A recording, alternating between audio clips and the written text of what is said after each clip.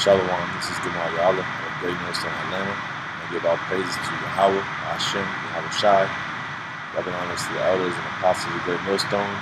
Shalom to all the Akim that pushing out this truth and sincerity. Alright, quick lesson. It's actually going to be centered around this video that I mentioned in my last lesson that I did. One of the books I dropped in the group text, and I thought it was very beautiful. Alright, it's how to get motivation and keep it. So the art of war.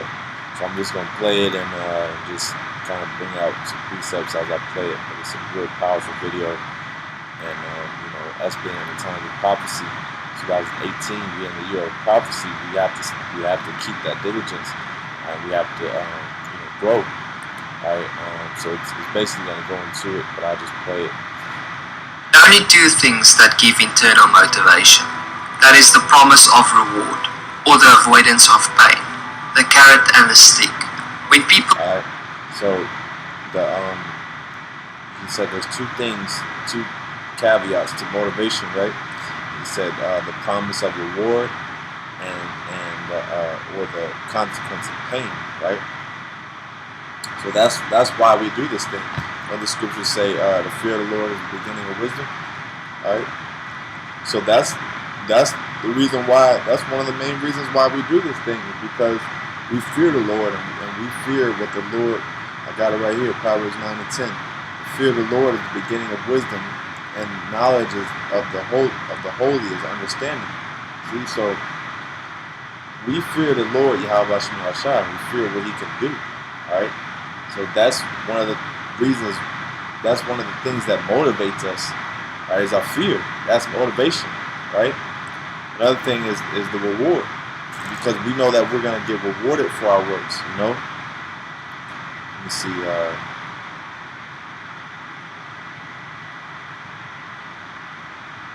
stop the bear with me 1 second. Alright.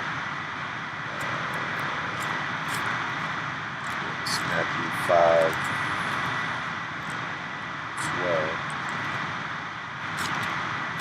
Alright. It says, rejoice and be exceeding glad, for great is your reward. See? Great is your reward in heaven. Alright, so our reward is in heaven. You know?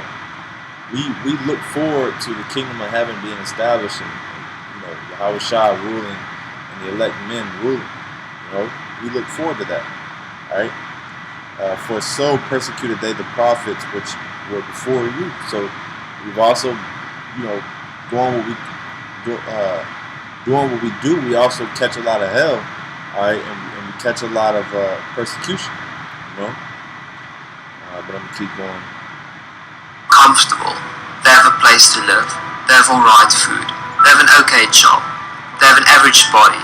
They won't have the motivation to push for more, and why would they? They are comfortable.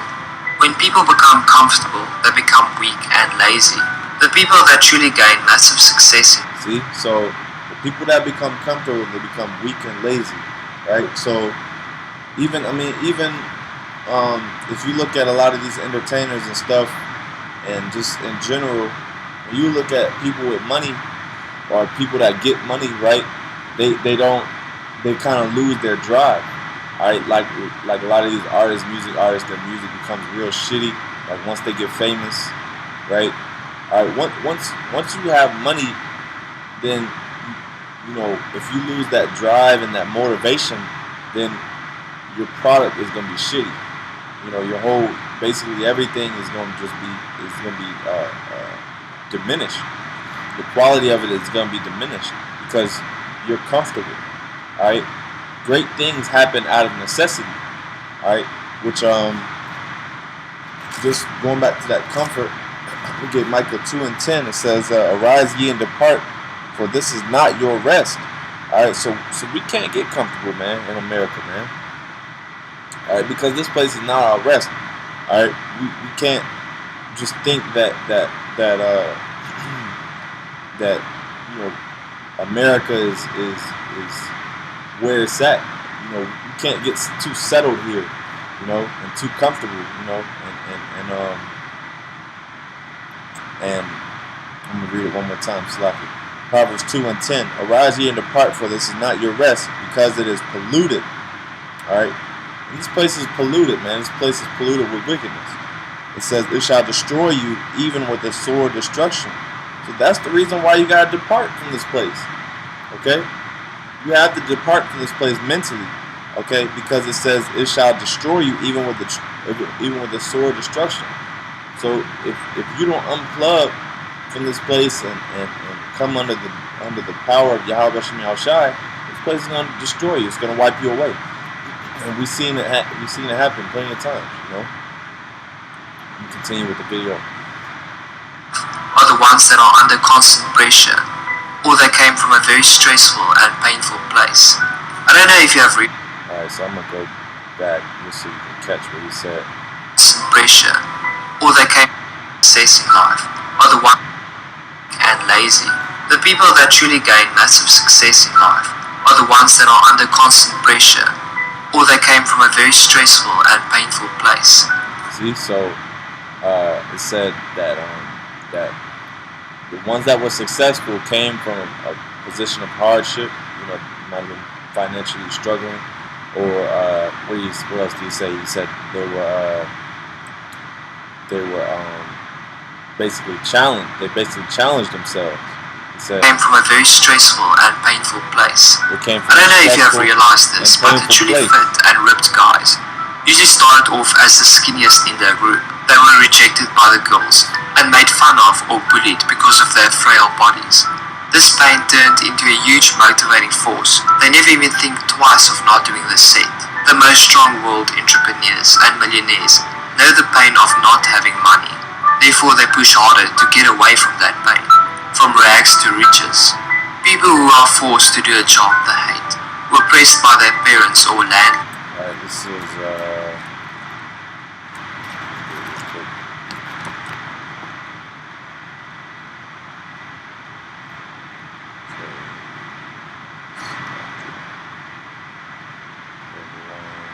okay.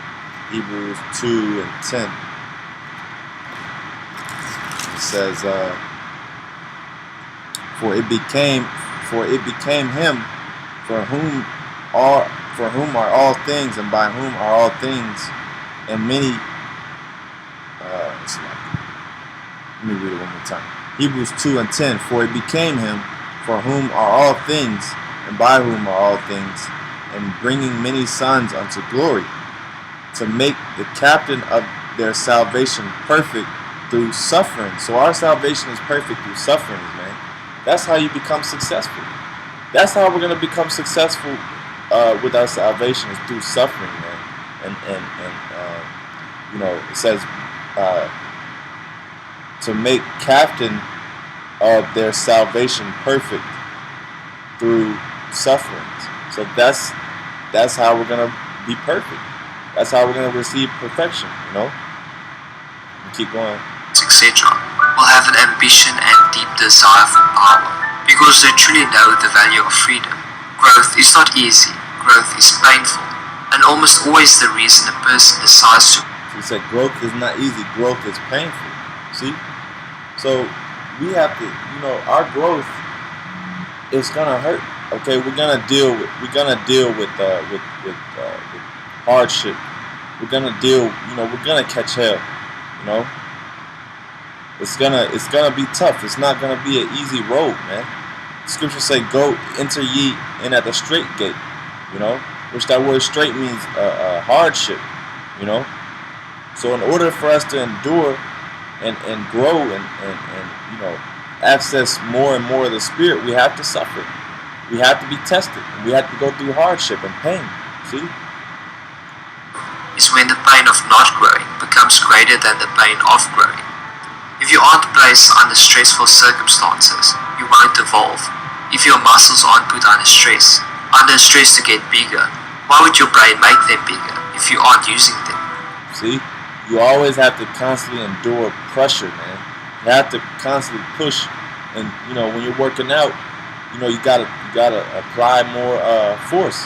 You gotta, you know what I'm saying, like, apply more weight, you know. So in order for you to grow in the Spirit, it's the same thing. You gotta apply more weight. work out your muscles, you know.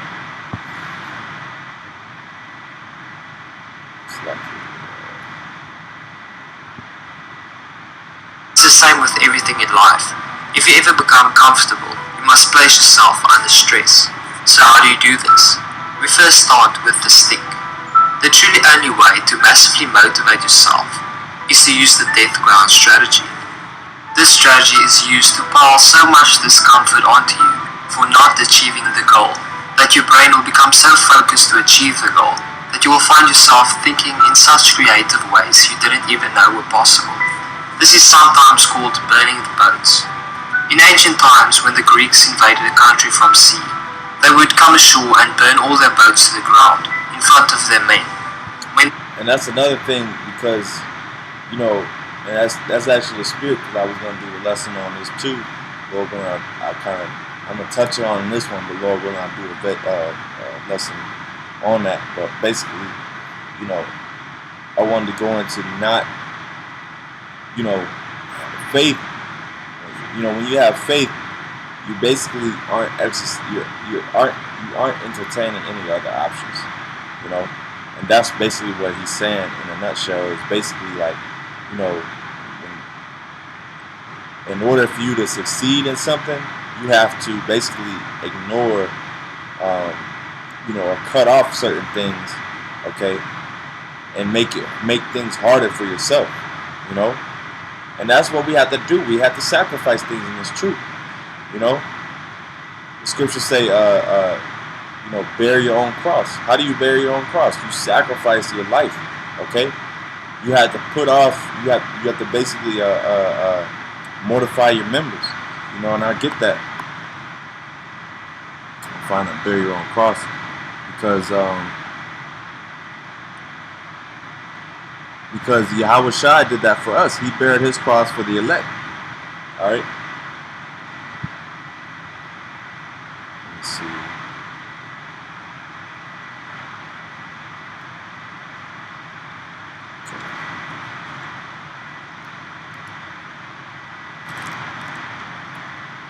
Give me 1 second, Scott. This is Luke 14:27. Says, and whosoever doth not bear his cross and come after me cannot be my disciple. All right, so you have to go through hardship. Okay, you have to go into the end of the straight gate in order for you to grow. Soldiers saw this. They knew there was no way to retreat.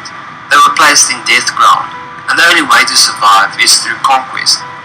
This made the army fearless and looked invincible as the enemy couldn't rout them. A real-life example of a person placed in death ground was the story of a guy that was kicked out of his house by his parents when he was 18. He had no place to stay for the night, no food, nothing but the clothes on his back and $30. That's right, and as you see, we don't have any other options in America. See, this is, you know, you see this guy, he said he was kicked out of his parents' house, right? And, you know, he had no other options. We don't have any other options besides the truth. Because, you know, the money is finished, all right? You know, say we try to chase some money, we already know that shit is fake, you know? You can't, you know, everything out here, what is there to go back to? You know, we can't turn our backs. His pocket. So what did he do? He bought weed in bulk and sold it per ounce for a large profit. He used that profit to buy more weed and got dealers and made an even larger profit. He used that profit to buy an apartment, rented it out and used all the profit to get a degree in law. Now, I'm not telling you to sell weed. I'm just pointing out what happens to your brain when you get placed on death ground. Notice how fast you write and get ideas when you only have 5 minutes left on a test, or the night before your project needs to be handed in. You're simply placed on death ground. Consider Parkinson's law. And that's really the spirit the men, you know, the men of the Lord are in. We're basically, you know, we're at the end of the last time. We're at the end of the last days, so we're constantly pushing at a rapid rate because we want to get the hell up out of here. That's why the men are pushing out so much energy. All right, so many videos, so much prophecy. All right, because we see we're at the end. See what I'm saying? It's no more. Look, work will expand to fill time available for its completion. Watch this. States that work expands so as to fill the time available for its completion, which means that if you are given 2 days to complete something, you will most likely work slower or procrastinate and complete it in 2 days. If you are given 1 hour, you will complete it in 1 hour. So how do you put yourself? See, so we don't have a lot of time to do this task. All right, so we're pushing, man. Death ground. If you feel your friends are holding you back from growing to your fullest potential, and they just want to drink and be lazy all day, burn the boats, end your friendship with them, to force yourself to make other friends who are valuable to your life. Say for example you want to become, which that's the sluggard. So if you know you want to make it out of Babylon, then what are you going to do? You got to surround yourself around men that are pushing, that want to get out of Babylon just as much as you do. You're not going to separate yourself around niggas and sluggards, okay? You're going to separate yourself around like-minded men, all right, that are diligent and that have the same goal as you, all right? Successful business owner, and you know that no other job will satisfy you. To burn the boats in this situation, you can quit your job, which will put heavy stress and fear on you to succeed. But be very careful when you calculate your odds and decide to go all in. Never make impulsive decisions in your life without a risk assessment. Ask yourself, in what way can I make something so painful that my brain will work overtime to achieve the goal? How can I pressure myself? You are your own worst enemy. You waste precious time dreaming of the future instead of your own worst enemy. It's a battle between the flesh, okay? It's an internal battle with the flesh, man. Okay, we're constantly fighting ourselves. All right, that old man that was in us. In the present, since nothing seems urgent to you, you're only half involved in what you do. The only way to change it is through action and outside pressure. Put yourself in situations where you have too much at stake to waste time or precious resources. If you cannot afford to lose, you won't. Cut your ties to the past. Enter unknown territory, where you must depend on your wits and energy to see you through. Place yourself on death ground, where your back is against the wall and you have to fight like hell to get out alive. Now the carrot. Ask yourself, do you have a goal you want to achieve? Now ask yourself, do you really want to achieve that goal? If it is that... Watch this. Says this is 2 Corinthians 8:2. How that in a great trial of affliction, the abundance of their joy and their deep poverty abounded unto the riches of their liberality. Let's look at that word, liberality. All right, because in the video he basically mentioned how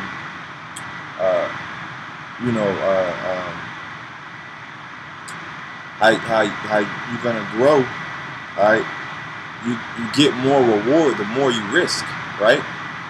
So it says liberality, the quality of giving or spending freely. See, so basically 2 Corinthians 8:2, how that in great trial of affliction, the abundance of their joy and their deep poverty. See, so in their trial of affliction and their deep poverty abounded unto the riches of their liberality. So that's how they became rich, all right, through the Spirit, your spiritual bank account,